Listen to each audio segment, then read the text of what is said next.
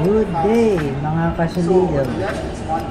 Tingnan natin naman itong model ng BYD Tang.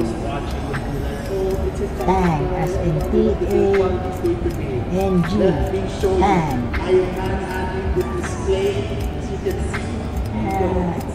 Electric vehicle, SUV yan mga kasulido.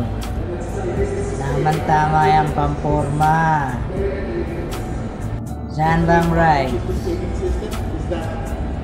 Tingnan natin ang accessory niya at ang kanyang upuan sa loob. No? Okay. Ang gobernador ang dating niyan. Manager, baka naman. Tingnan natin ang leather seat.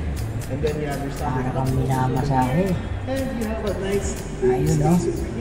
Fully automatic yan, mga kasulido. Wala ka nang kakambyo-kambyo dyan.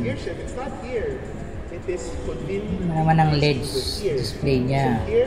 Ha? Panalong panalo. Panalo rin to sa presyo, mga kasulido.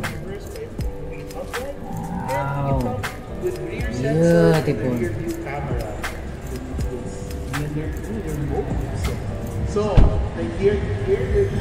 May budget dyan. Ikuha na yan. Diba?